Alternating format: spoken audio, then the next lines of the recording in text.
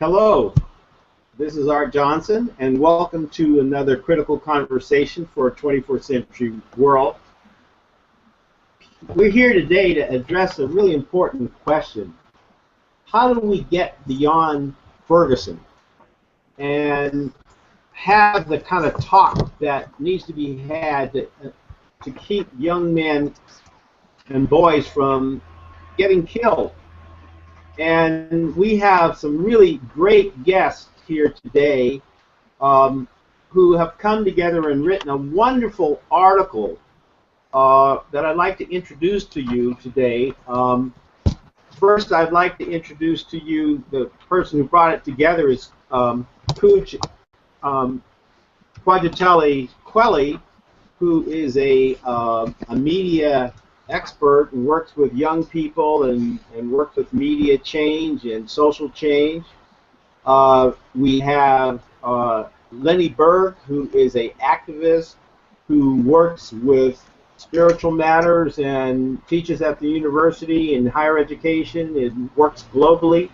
And we have Dr. Tate, Donald Tate of Donald Tate and Associates, who is a therapist who also works with some wonderful Eastern therapies, Hindu, Ayurvedic medicine. He's a certified yoga teacher. How are you doing, gentlemen?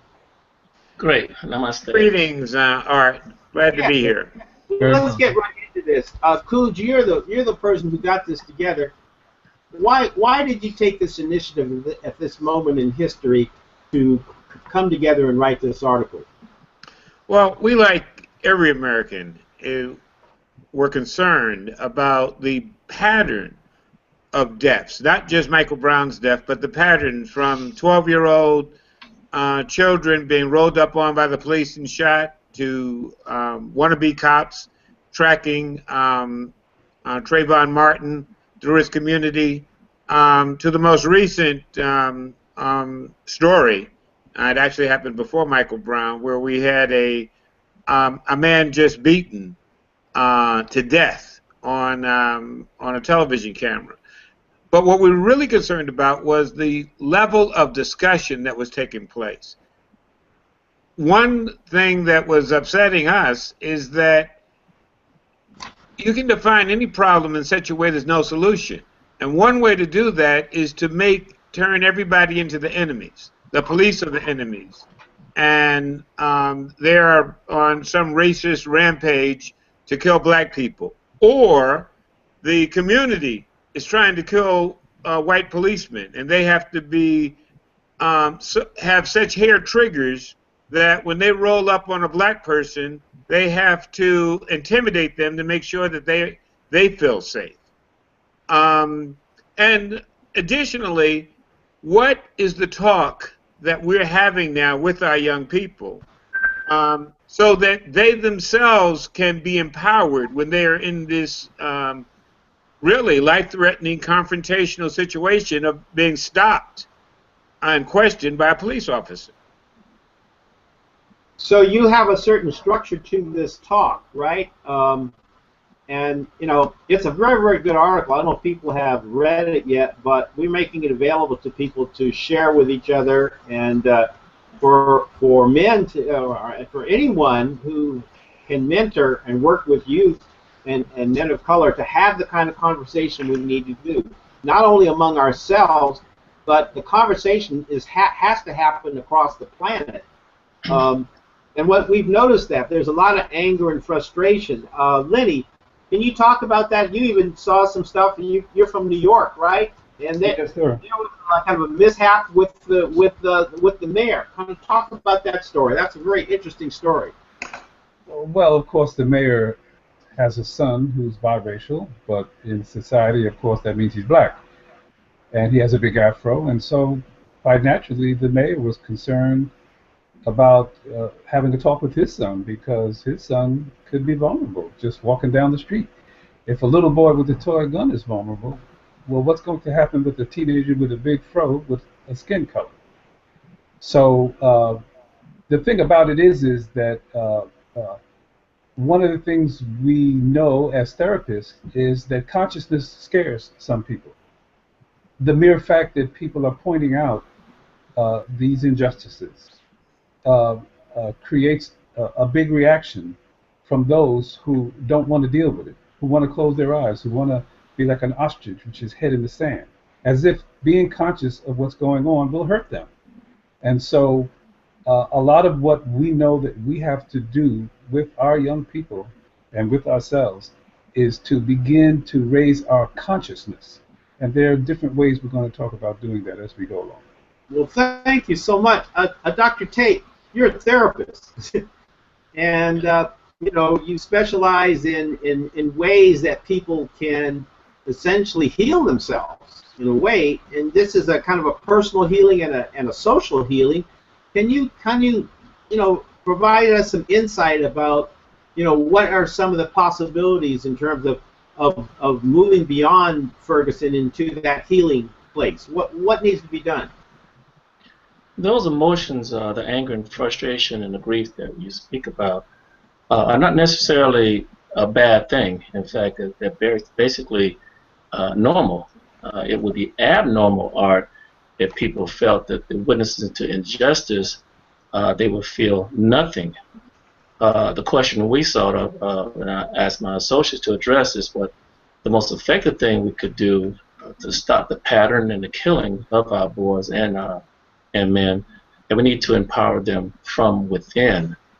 That is why we ourselves are revisiting the talk.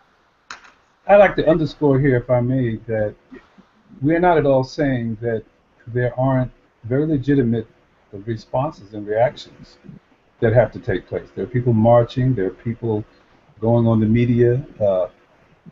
We are trying to address one aspect that we don't really hear being dealt with, and that is, what do I as an individual, what does my son or my daughter as an individual, what can they do within themselves, within their lives, to not only deal with this situation, but protect themselves and be able to grow and become self-mastered and empowered in this society. So what I hear you implying, all of you, is that there's some self-knowledge that has to happen that one cannot assume unless really we focus on who are we, you know, who are youth of color, who are they truly, you know, from a standpoint of a higher consciousness. That's what I hear you saying.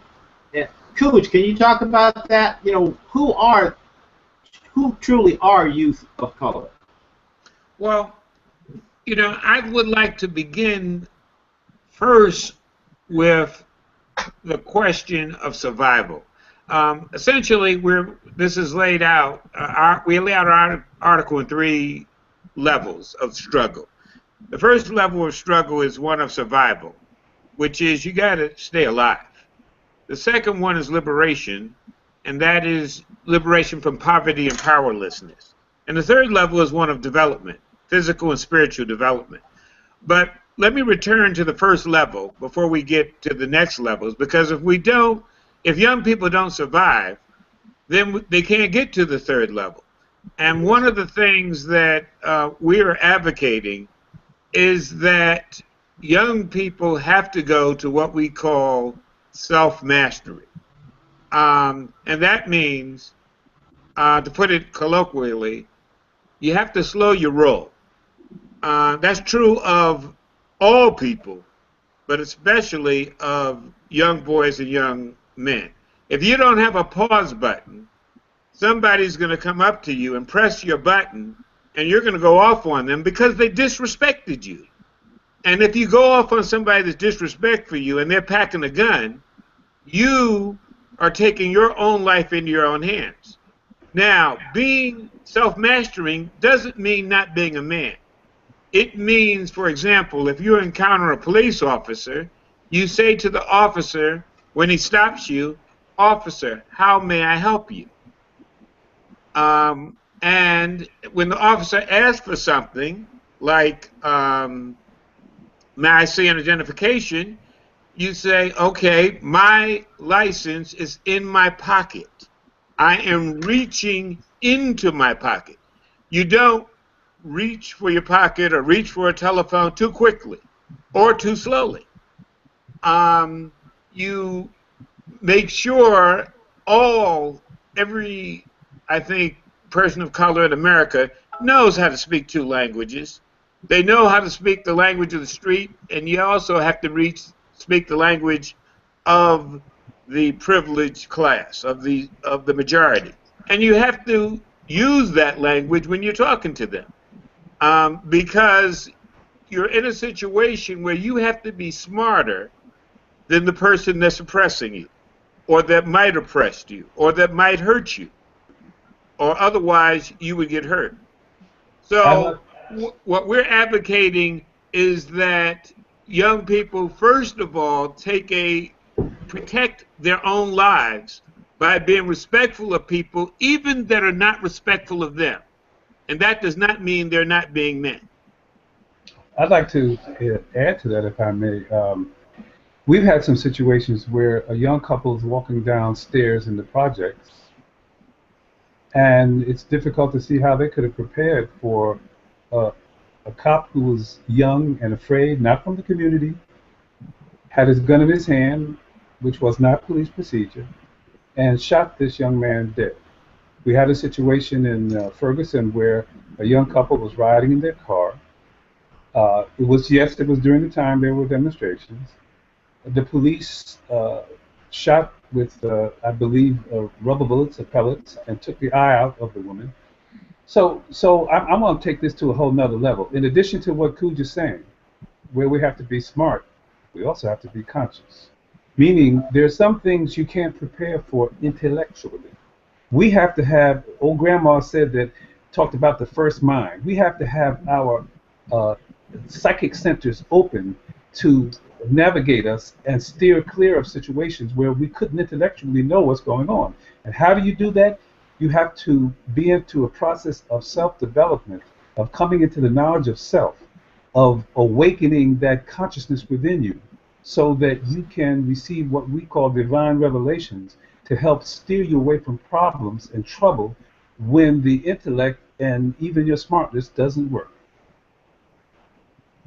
I thank you. There's that higher self that it takes a while to learn, but what we have to do for survival is get kids to self-mastery really quick. So can you provide insight? How can you provide that self-mastery quicker? Quick. Sometimes it's taken me a whole lifetime to learn how to navigate through all of these things. But some of us have not been as much risk as these youth are today. I mean, it just seems like, boom, every day you're hearing about another horrible thing where, boom, that kid is dead. So what do you suggest? What's the quickest way to ramp up for self-mastery? Who wants to take that one on? Well, very briefly, Art, growing up, I was told when I got to talk that I had to become more aware, and I agree with you, Lenny, more consciously aware of my surroundings and work more harder for those for more privilege. So it's challenging, however it's possible, quite possible. You're looking at a person here that was a 11th grade dropout, and it's very bleak when you're making an effort to try to find a job, and on one of the applications it says, do you have a high school diploma or GED? Well, you can lie and get away with it maybe your first or second day, or not even get the interview. However, by telling the truth, I had to reassess myself and say, okay, let's go ahead and do this. Not for anyone else, but for me. So it is possible. Very.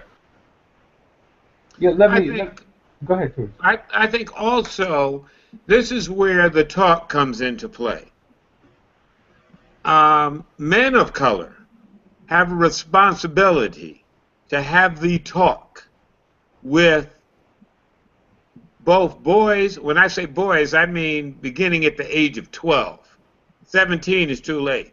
But boys and young men about self-mastery and about who they really are and what they're here to do. Because it's not enough just to tell them to be careful when they encounter a police officer. If they're running around without a sense of purpose and without a job, it's easy for them to become lost. And it's easy for them to become hostile. And we have to have this conversation not just with our children, but with all young men and boys of color, because many of them may not have a father image in the home. And if we don't have that talk before they have their encounters with a world, thinking that incorrectly the world is going to be fair or treat them the same as it does other people, then they are putting themselves at risk. Now, I'm not blaming, you can't blame young people on being shot dead. What we're saying is that you have to be aware that you are in a hostile environment. And you know something, fellas? It begins actually when they're in the womb. When the mother's talking to that child and they're in the womb. And that child is born. And you name that child.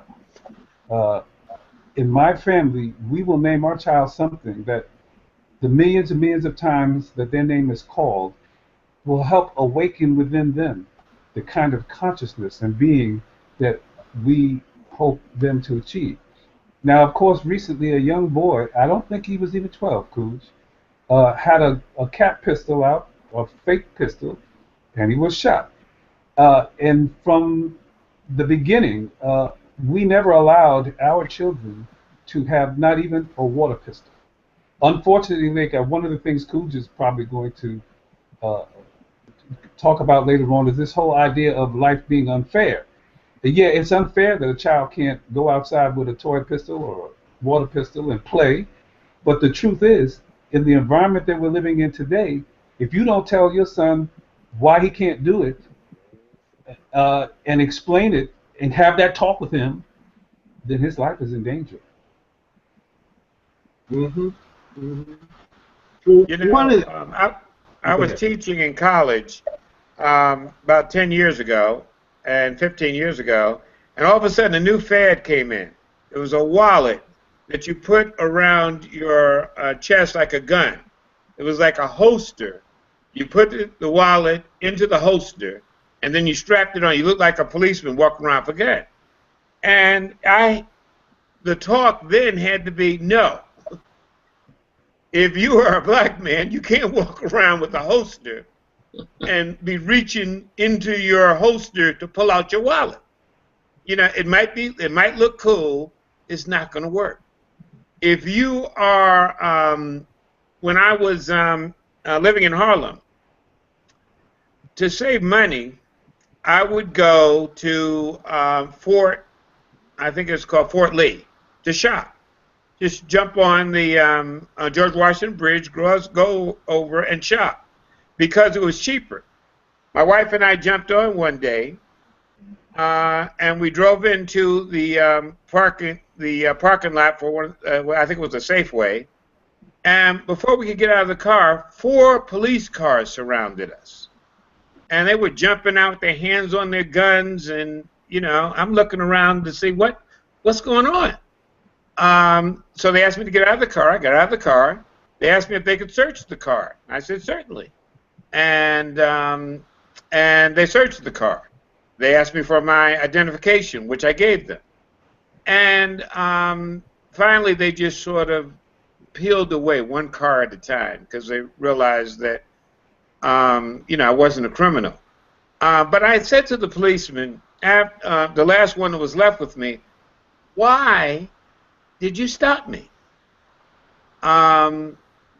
What did we do, or what happened that caused you to pull us over? And he turned and looked me in the eye and said, you were driving slow through the parking lot. So essentially, I was driving while black. Now, this is not I didn't get mad at him. I didn't curse at him. You know, I was very polite, and it didn't result in a confrontation. But it could have. And there is reason, as Dr. Tate pointed out, to be angry when you're singled out.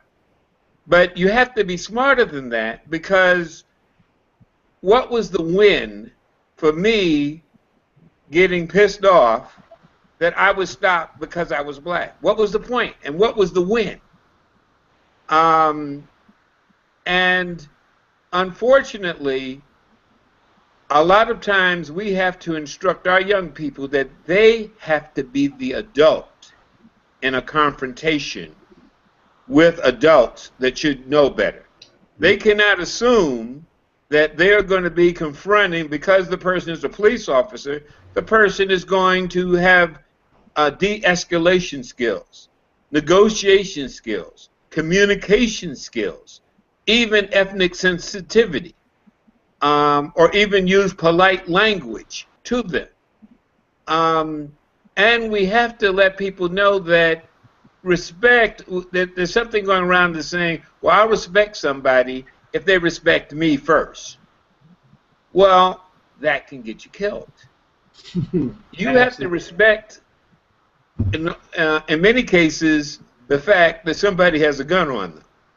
And that doesn't make you not a man. If a person has a gun on them, you don't do stupid things like say, shoot me. You're too much of a P to shoot me. You wouldn't say that because it's not intelligent. And that's what we need, intelligent young people. If we're going to have intelligent men, we've got to have intelligent, thoughtful young people. Well, you know, you've written a really good article. We don't have the time to go through every detail of this article, but the fact that you've made a document that you can put into people's hands, you know, has several purposes that I see. One, you can read the document, and then a parent or a mentor can look at this and say, wow, these are some good ideas. I do need to have that talk. I'm really worried. You know, I'm the mayor, but I got to talk to my son about this, and thank you for helping with the talk. But also, one of the things that I've seen, and I was going to talk about the seed of good that even this event can have, or all these things. There's something horrible with that. But one of the things that I've noticed, I had a friend who told me, he said he had a white person come up to him and just kind of say hello, how are you doing? And it was like on that person's mind as though, I know what's going on in a nonverbal, I kind of know what's going on. I don't know all the details of your life, but I really felt there's some heartfelt sympathy here, because the good news is that 95% of the people are not in a violent confrontation. 95% of us are going about our lives and trying, you know, to figure out who we are, growing and trying to survive. And there are so many good people, and there's so many success stories. I think what I'm hearing out of three of you is you are highly successful survivors. And I think the fact that you are not only just survivors, but you have done it in a very enlightened and aesthetic way, is something that could be, you know, transferable to youth, okay, or anybody who's ready for that. And especially right now, and said, look, I've been this. If you just that story, you said, you know, this happened to me. They stopped me, you know, and instead of me going off, I did this. You might want to do this. And guess what? How that made me feel. I felt even better because I had outthought that person that potentially could have killed me. That raises my consciousness. It gave me power. It gave me power to know that I can go on and deal with this stuff. Wouldn't you like to have that same sense of power? It's a sense of power that you're giving people, even in situations of apparent powerlessness. You are teaching young people to find that true power of who they are as authentic human beings, even in situations of oppression. Well, there's another element here, and which I really appreciate some of our activists in their response to the situation, and that is the idea that zero tolerance. One life lost, the way some of our young men have been killed, is too much. One life is too much, meaning if it can happen to one person, it can happen to all of us. There's an old saying spiritually, I am because we are. So I think that it's quite appropriate that in our different roles, we bring some consciousness and some light, to this situation. And I agree with you, Art, that anytime we stand up and try to speak truth and consciousness, it has a ripple effect. Absolutely. Mm-hmm. Go ahead. I'm sorry. Well, that was basically my point.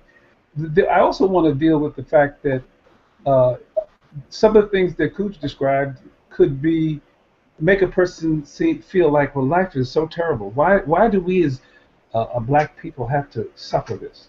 Why do we have to have these senseless killings? But that leads to the larger question in life of, well, why are there people who are rich and there are people who are poor? What is the meaning of all of this?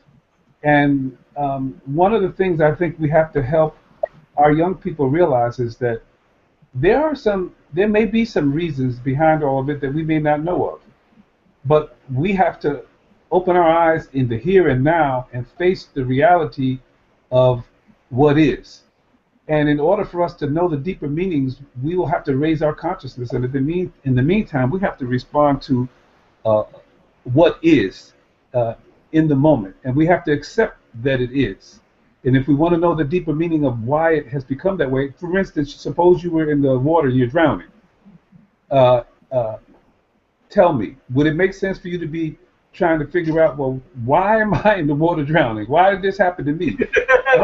You know what I'm saying? I'm looking for a lifeline. I'm looking for someone to throw a lifeline. And so the kind of stuff we're talking about is the gaining of knowledge of self, raising your awareness, raising your consciousness, becoming the spirit who you are, manifesting that self-mastery that Cooch talked about. This is your lifeline, or at least one of your lifelines. Right. And the good news is, you talked in your article, at the end of the article, which I found really interesting, you talked about the wisdom of the ages, okay? And can you kind of speak to that? What do you mean when you talk about it's not enough to learn these survival skills, but you really should be attuned to the wisdom of the ages? And what is that? What does that mean? What would that mean to me? Yeah.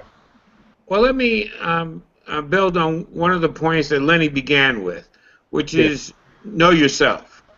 And essentially, part of the talk, a lot of times, a person is not looked into a young boy's eyes and a young man's eyes and told them that they were special, that they're children of God, that they were put on this planet for a purpose. And they were given gifts, skills. Now, they have to nurture those skills. They have to master those skills. They have to seek mentors. They have to seek teachers. And that's their responsibility. But they have a job.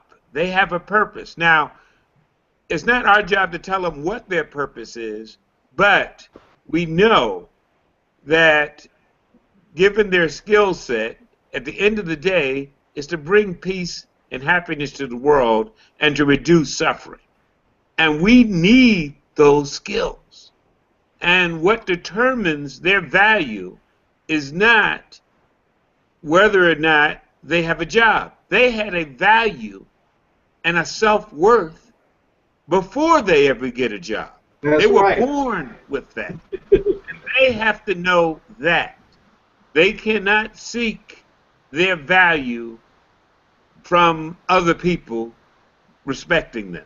It has to begin with them respecting and knowing that they have a purpose and a value. Piggybacking off your Cooch. I'm sorry, Lenny.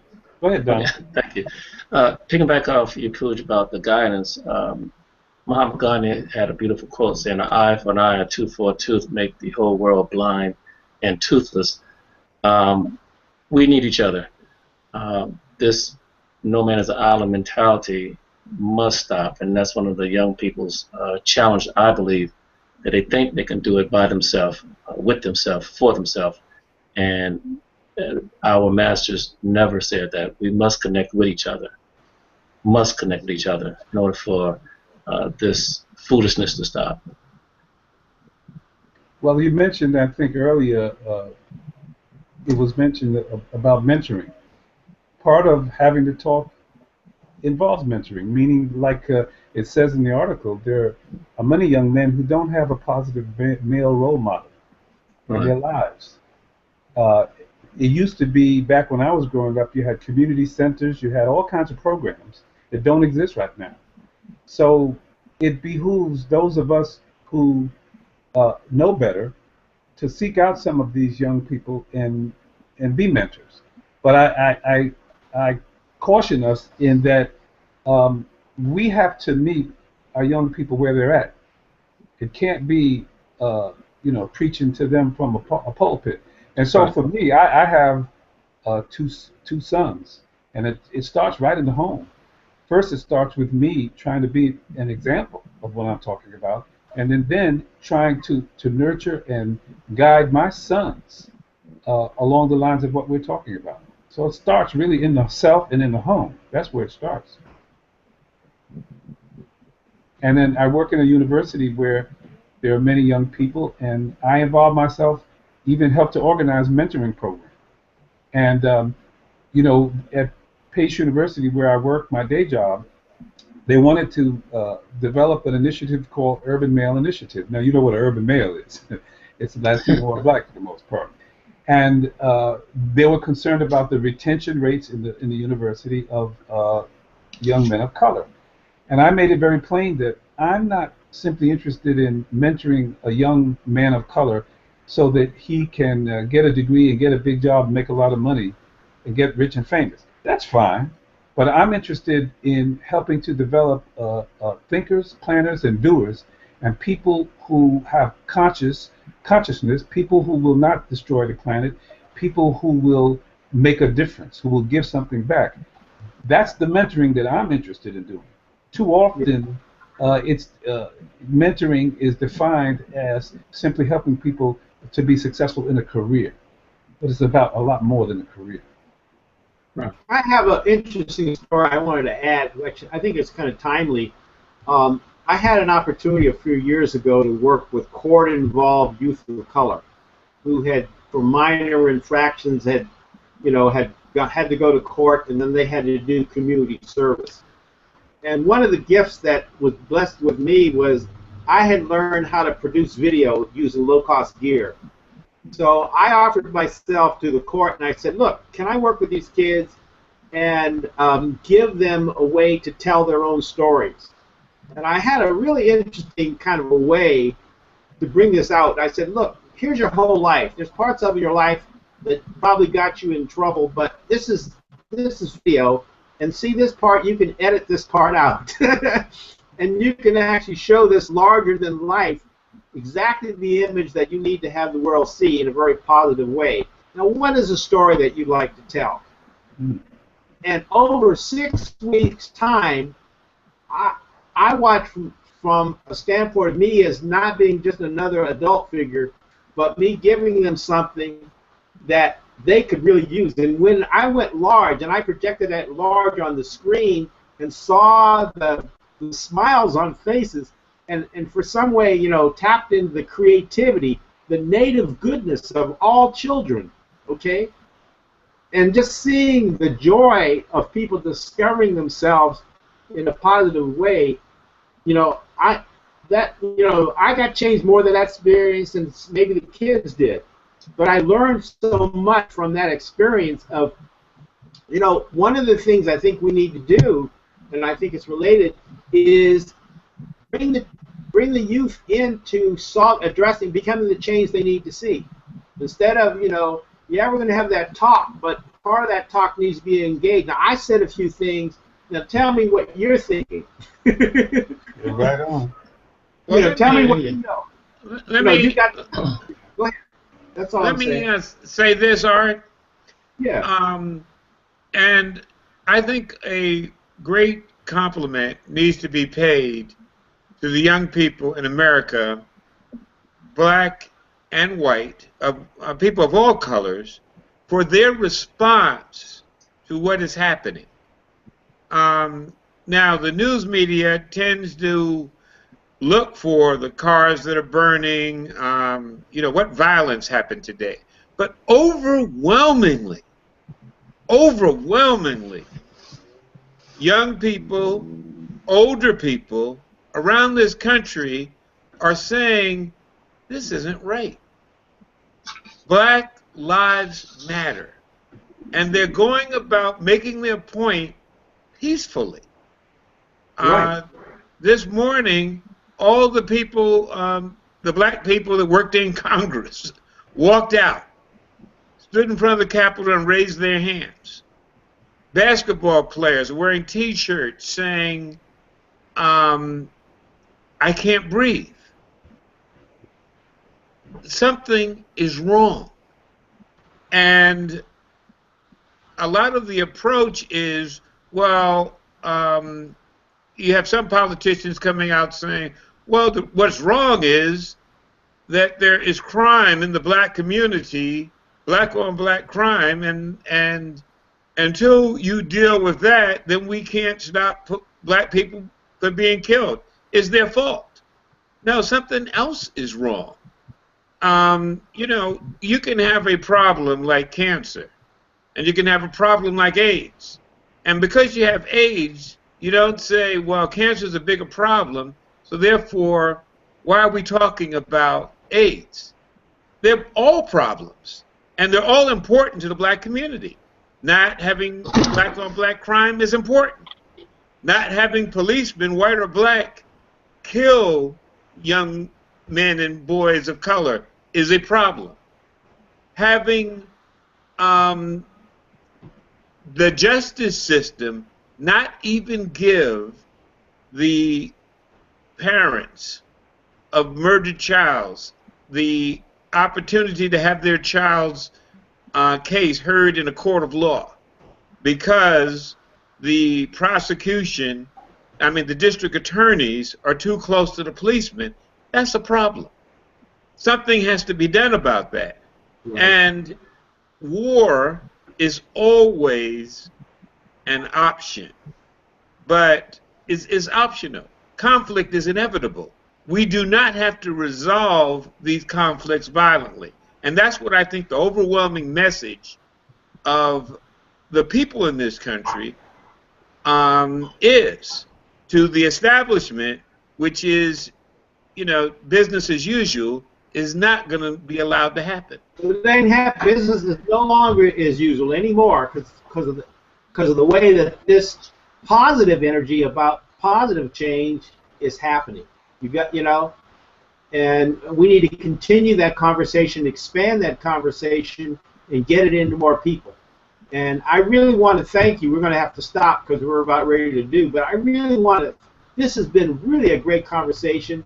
The initiative that you took, Cooge and Lynn and Dr. Tate, this is really good news.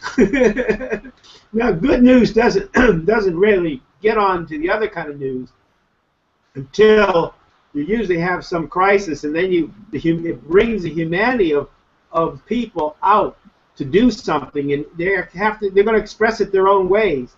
But it's so positive to hear so much concern that when you say blacks matter, humanity matters, because we're all connected.